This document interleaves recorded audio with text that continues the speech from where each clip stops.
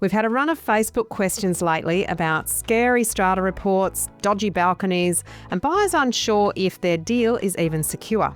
In this episode, we're helping you avoid first home buyer regrets. Our Facebook group is full of smart first home buyers asking the right questions, especially around risk, due diligence and contract security. And in this episode, we're diving into some of those sticky situations, including what to look for in a strata report and what you should worry about, What unconditional really means before you make an offer, and whether defects or levies should be deal breakers or just part of the price.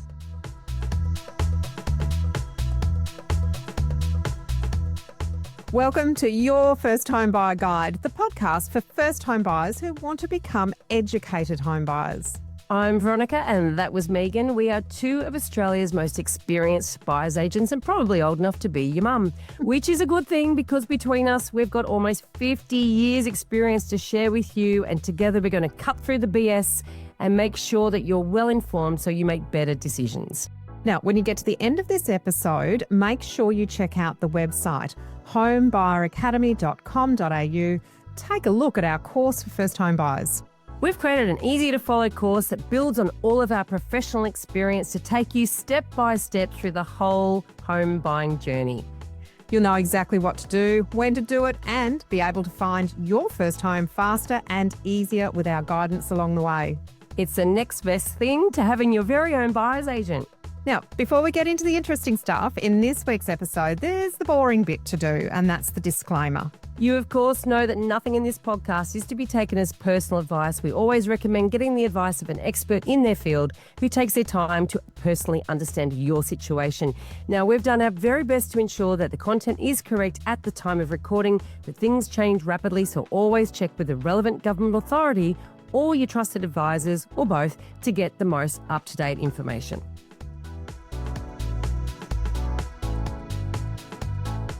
If you're at the pointy end of your home buying journey or close to signing a contract, then this episode will help you move ahead with your eyes wide open. And we'll be covering parts of steps 7, 8 and 9 today in the PACE system. And as a reminder, the PACE system is the step-by-step process we teach you in your first home buyer course.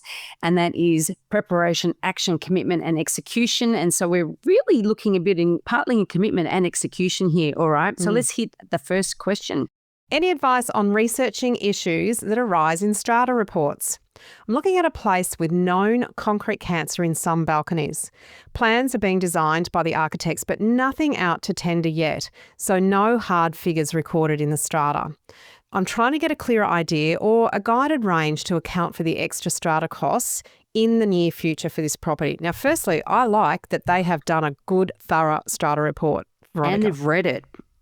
Yeah. Because people do it and then sometimes they hand it over to their lawyer and their lawyer sort of looks at the numbers and doesn't do much other than that, and some don't. But a lot of people buy it and then they look at it and then they glaze over because it's really hard to understand. There is a lot of information. You know what? We answer a lot of questions in the Facebook group around strata and around these sorts of what to look for in a strata report. Should I be worried about this? Should I be worried about that? So in part, we cover off the answers. We might refer to previous questions. But, you know, when I look at a strata report where they've identified issues in the building, and even if they've sort of come up with a plan, but they haven't actually agreed on that plan, or they haven't had a full building inspection done, have a full report done that gives a full scope of what works need to be done, if they haven't put it out to tender, if they haven't worked out how they're going to fund it, fundamentally, if no decisions have been made, no tenders accepted and no building contracts signed, there is absolutely no way to know with any certainty how much it will all cost and how long it will take.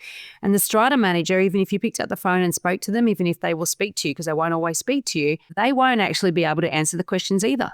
I'd even go further with this one, and I would ask the strata manager or the agent, if they won't speak to you, for a copy of the building inspection that they had done to understand the extent of the concrete cancer and whether they've had a report done that specifies the rectification works. And it may be an issue that is limited to a few balconies, or it could be that they've done no further investigation and it could be much more widespread, but nobody knows. So I really want to understand that a full investigation has been undertaken and that remediation experts have proposed a solution and there's a solid plan in place.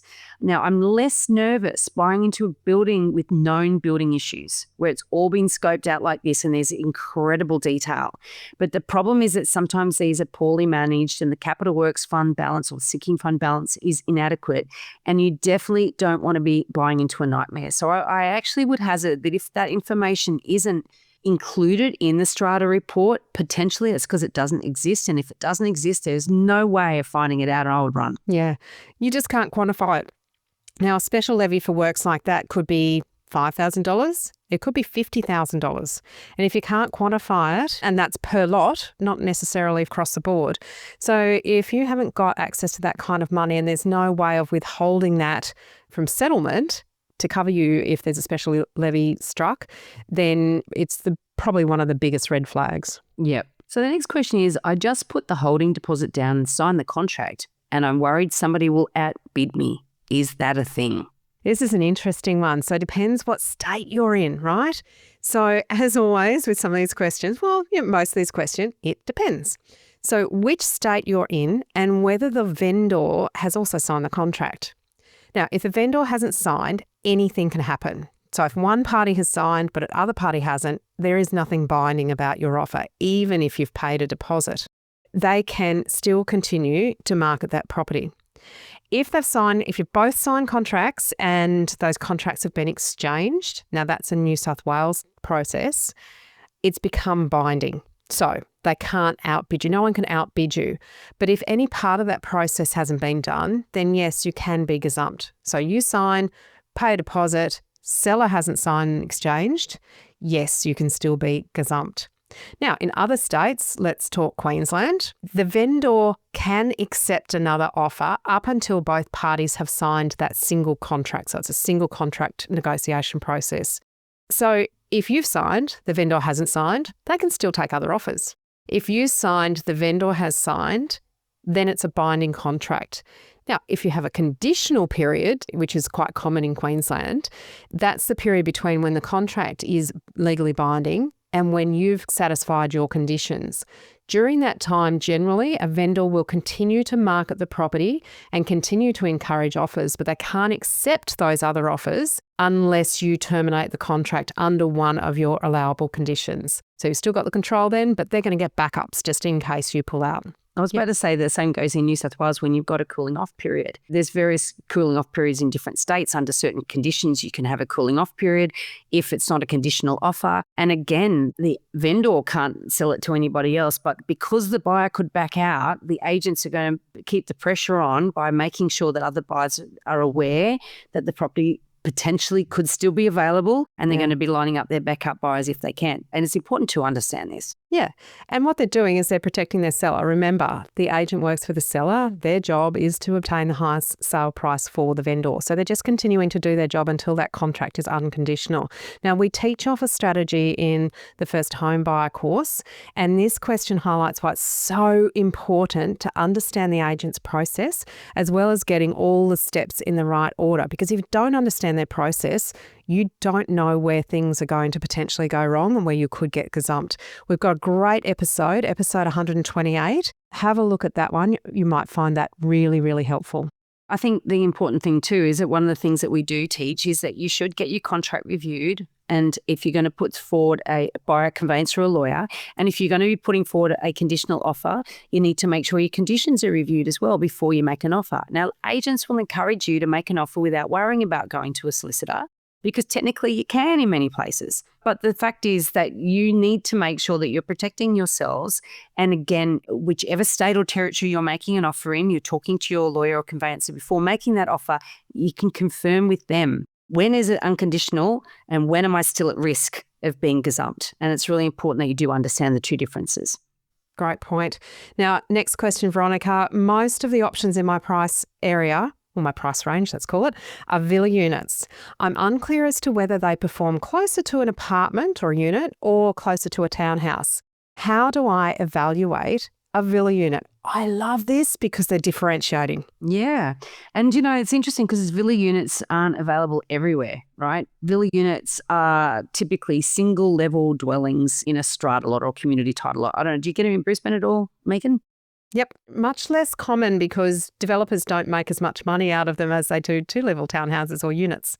So they're not made as much. They're really rare. Yeah, and they're sort of quite old. There's quite a lot of them in Melbourne. There's some in Sydney, but not in inner Sydney. They're sort of more in the sort of middle ring suburbs. You'll find villas. And it was a period of time where land wasn't super, super expensive. And so they'd cover up these little mini houses. When I've looked at these over the years, and I'm going to talk very generally here because we can't talk about specific villa units, but they tend to perform quite similarly to townhouses, as they both have two things in common, right? They both have a higher land content than apartments, and they both offer an affordable alternative to a house. So it used to be that villa units were particularly for downsizers, but quite often you will find young families or people about to embark on having a family might look at a villa unit because they're thinking it's a little bit of an outdoor space as well. Now, when we evaluate properties, we compare them to what buyers typically seek in a given area. We say, well, are there other villa units in the area and are they popular?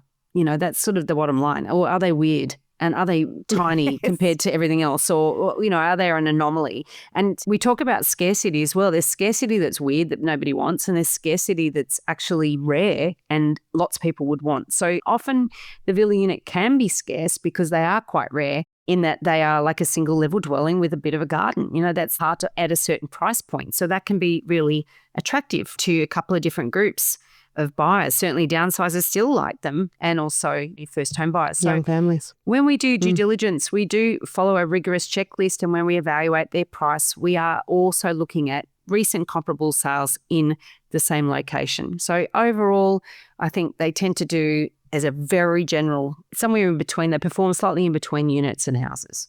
I actually find sometimes too, and as always it depends, I find sometimes too, when a villa is really rare in a highly sought after area, and I'm thinking of a specific one that sold in the last 6 months in Gordon Park, which is about 5 kilometres north of the CBD in Brisbane, there aren't really any other villas available in that area. So it was a villa that then had two-story townhouses as part of the Strata complex.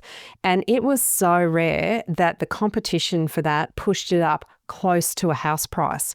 So that was where people looked at it and went, I really want this big courtyard. It had a massive courtyard, and I want this single level living. I'm prepared to push myself to get this in a low density, in a low maintenance lock up and leave kind of situation. So again, it depends on how rare it is and how highly sought after it is. This was the size of a house, this villa. It was an absolute cracker.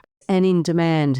And in demand, and in a great location, low density, lots of houses around it. So when you're pricing that, you're not looking at a unit as even being slightly comparable. You're looking at probably houses more than townhouses being the comparable sales. I know when we're looking at, in my buyer's agency business, when we're pricing up townhouses and villas, not that we buy very many villas, we really don't come across them very often. But when we're indexing prices, because we index prices according to CoreLogic, or Cotality comes out with data in terms of house price growth, unit price growth, and dwelling price growth.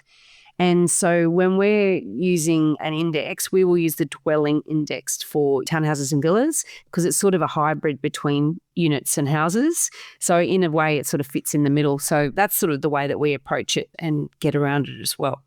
Yeah. All right, here's one smack bang in your area, Veronica. What are the must-do things before making an unconditional offer in New South Wales? Well, a lot of these things will be universal in terms of must-do things, but making an unconditional offer means that you are committing to buy the property without any get-out-of-jail clauses, right? So it's absolutely critical that you do your due diligence beforehand. An unconditional offer is the same as sort of bidding at auction. Effectively. Like when you bid at auction, you're making an unconditional offer. Like if that hammer falls on you, you're going to be buying that as it is with all your due diligence have been done. That's the assumption, right? So at the very minimum, you will need to have had your contract reviewed by a lawyer or a conveyancer, a building and pest inspection and or a strata report done. You would need to check whether it's in a flood zone or bushfire zone, depending on where you're looking at buying. Check whether any renovations have been approved. Check whether there's been any developments in the immediate vicinity that could have a negative impact on the property you want to buy. Now, this is an absolute minimum. Every property really needs to be thoroughly evaluated before you buy it. And I've just covered the basics here. And to find out where to start, I would recommend you go back to another episode, quite an old episode 30 of your First Home Buyer Guide podcast, where we do go through that first part of the due diligence process. And these are really important things to go through before making any offer, but especially unconditional. And also, I think I missed, you got to get your finance confirmed. I can't believe I missed saying that. That's actually really, really, really important. It's probably that first one. And understand if there are any limitations to any incentives or grants that you're accessing, as we heard in the previous episode. Next question. We are considering buying an apartment in an area of Sydney where most apartments were built about 5 to 15 years ago. Even in the older buildings, it's difficult to find one with a clean strata report. Would you consider defects and special levies a deal breaker, or would you factor them into the price? If so, is there a rule of thumb for how it should affect the price? For example, would the price be reduced by more than the levies due to not being able to include them in the loan amount and the increased possibility of future levies?